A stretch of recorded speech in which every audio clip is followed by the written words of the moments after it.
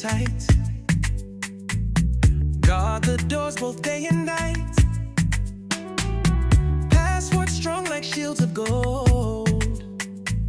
Love and wisdom shared in bold. Protect our circle, keep it clear. Online shadows lurking near. Guard your fire, don't let it slip. Family strong with cyber tips. Fishing lines in waters deep. Don't let them pull what you keep. Links they shine, but traps they weave. Trust your heart, don't be deceived. Protect our circle, keep it clear. Online shadows lurking near. Guard your fire, don't let it slip. Family strong with cyber tips. Every click we take, be wise. See through all their clever lies. It usually starts with a kind message,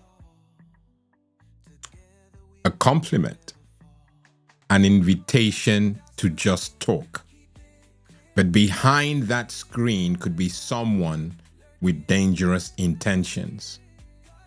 At least for the past maybe 6 or 7 episodes, we have spoken very clearly about the impact of digital grooming or online grooming. And we're giving it some meat today, okay? We're giving it some body because it's a real issue. It's so bad that if any of our young ones are affected by this and they keep it to themselves, it is really a disaster.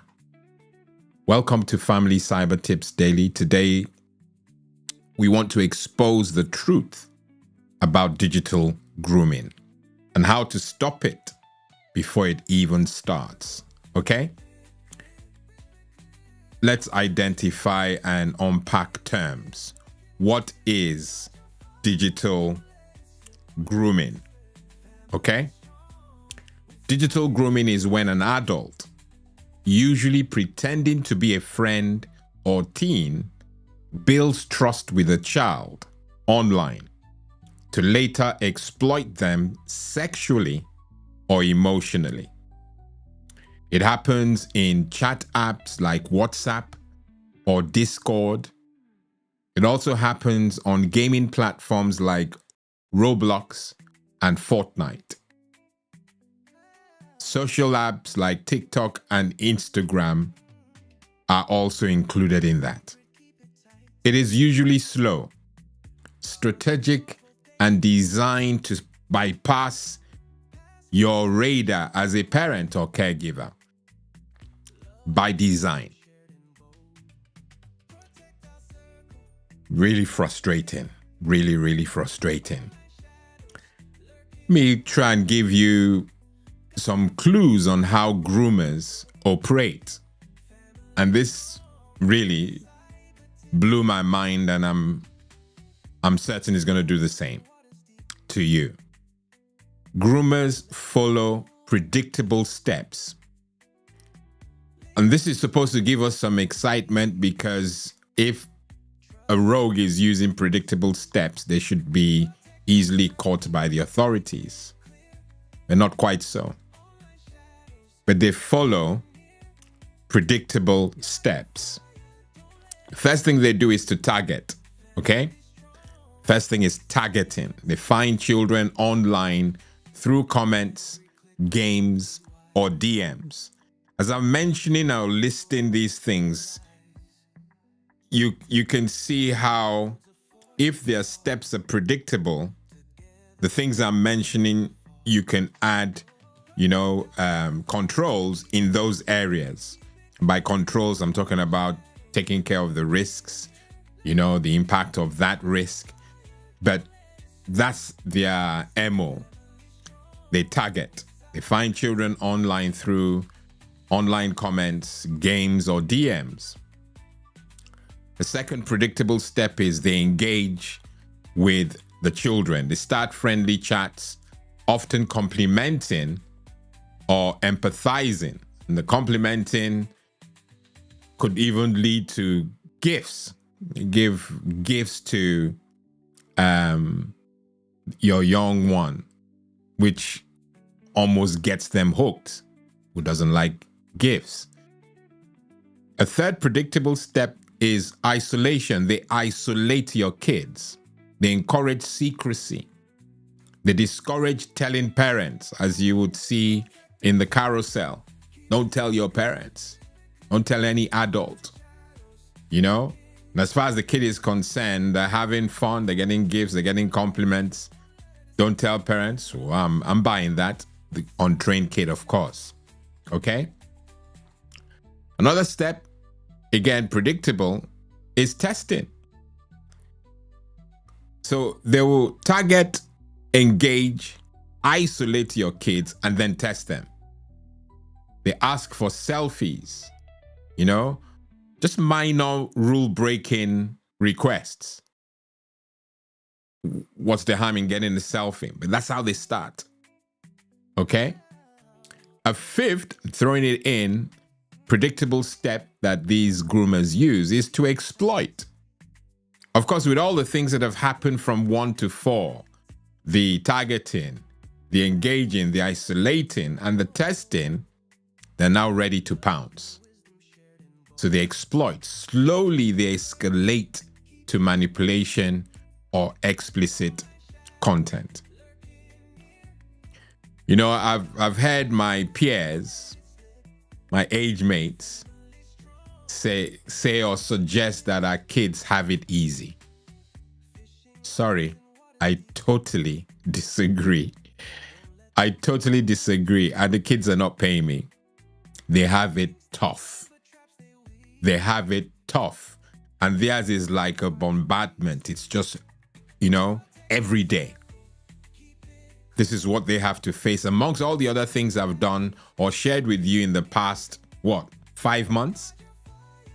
That is what, or those are what our kids are facing. But these groomers, these rogues, they don't use fear right away. Just little. They use flattery, they use gifts, and they use empathy. Things that are bound to, you know, pull a child in. They will carefully do it. And in fact, if they hold back, as you would understand if you have children, when you hold back something long enough from a child, the child covets it. And so why give it out right away when the kid could take it and then not come back? So promises are made and they will just give it in bits. And then boom, they go for the kill. Okay? Well, there's hope. I never leave you, hanging. There is hope, and thank God there is. All right? We can prevent it, which means that you have to be involved as a parent. You have to be on board from day dot. Okay? It's not something you outsource to anybody. So as a parent, as a caregiver, this is yours. Don't expect the teachers to do everything. Notice I said everything, because they do something. Hey, teachers. And the government, the police, the authorities, can't outsource it to them. It's you. You spend the most time with them. At least that's my prayer. That as dad and mom or caregiver, you spend an amount of time that affords you the opportunity to, roll these things out. And like I do every week, communication is high on the list. Talk early to your kids and talk often. All right? Teach your child what grooming looks like in simple language. No big English words. Simplify it.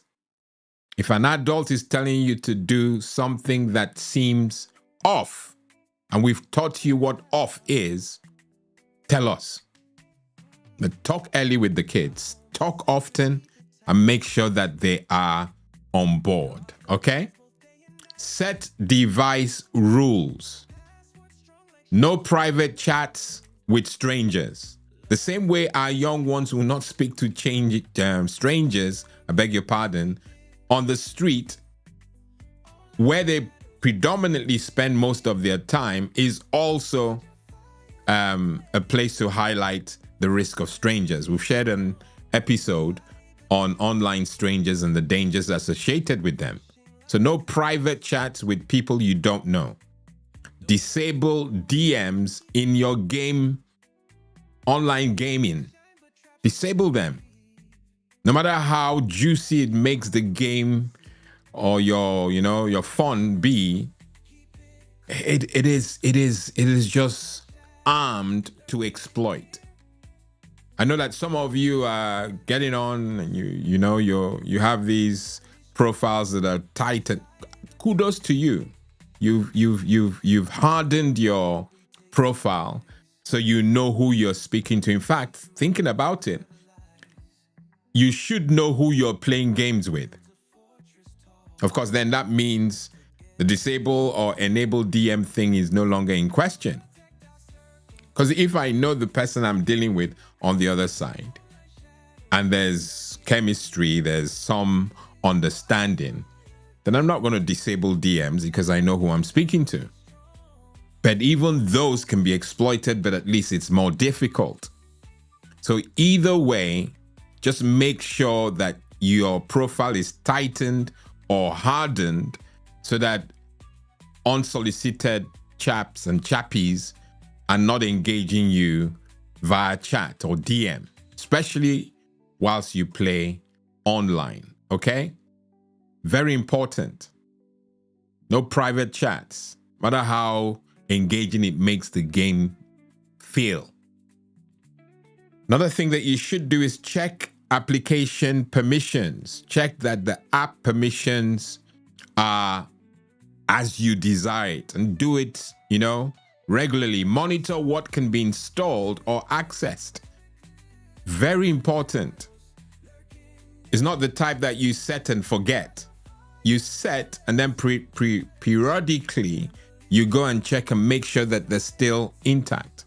Because when you think about it, if your system is compromised, then 9 times out of 10, permissions are also altered to allow the rogue a field day. So checking your apps will allow you see the rogue activity going on behind the scenes. So it's something that you can, add to your prevention quota. Just check app permissions. Make sure that you're monitoring what can be installed or accessed and they line up with what you did from day dot. Just keep at it, okay?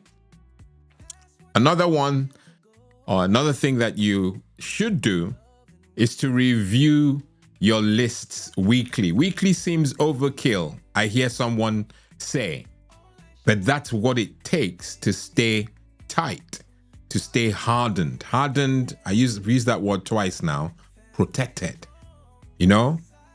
You've hardened your system will mean that you've set it so that it keeps a lot of the rubbish out.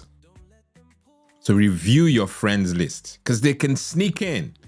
Sometimes it can be done unconsciously. You've just accepted a friend and you don't even know that you've done that. That's why anytime you're on the internet, you have to have all your faculties with you because you could make a mistake that could come back and haunt you. Crucially important that we do that, okay? Review your friends lists regularly. I've said weekly because weekly seems just okay. But playing weekly anyway, you might as well do it every time you try to play a game. You've got to be serious about these things because we're talking about online grooming, okay? A last point I'll throw in is to create a safe exit plan. The same way, God forbid, there's a fire, you have, and this has woken me up again to making sure that I'm prepping also. But the same way you have an exit plan for your home if there was a fire, okay? You must have a safe exit plan and you share that with your child. An example will be that, and I'll come back to the core what we have before us, the online grooming. But you have situations where, and this really has happened, where a rogue has compromised a family. But thankfully, the family had a password or a passcode. And if anyone asked a crucial question, and I can't list or, tell you what that is, but someone asks a question and picks up the phone to help. Basically, they're holding your child ransom. Okay? I'm putting it as it is so that we understand. I was holding back, but release me. Someone is holding God forbid, someone is holding your child ransom. Okay? And they ring you, the parent. You can hear your child's voice. And this happens with deepfakes too. AI can, do the same thing. But someone calls, and for you now want to identify the person to make sure the person is legit, or in this case, your child, you ask a question. If that question is not answered based on what you've agreed with your young ones at home, you know that your child is in trouble or this is rogue activity. So an exit plan will be, this is what you should do if you receive a call from someone rogue. Make sure your child knows if something feels off, that they can come to you.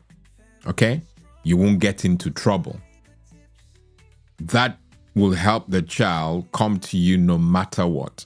And equally, if someone is holding your child at ransom and you're about to uncover this online grooming thing that's happening behind the scenes, you should have those sort of discussions where you know that your child is telling the truth and that someone has actually done some wrong to him or her. Okay? It's very important that we align with these things to help prevent the online grooming thing in the first place. Okay? There are many other things that we can do. If we engage and you ask more questions, you get more answers. Okay? I have to keep these videos short so that I'm not overwhelming you with information. What we do have at our disposal post-broadcast is engagement. That's where you use the comments, not just to talk to me, but to talk to other families who are connected to this community. Very important, okay? Grooming is real. Online grooming or digital grooming, as I've alluded to, it is real.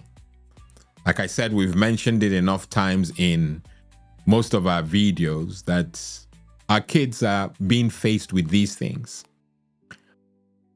But the reality of online grooming or digital grooming is not bigger than your power to stop it. Your voice, your presence, and your boundaries can close the door on predators before they ever get in.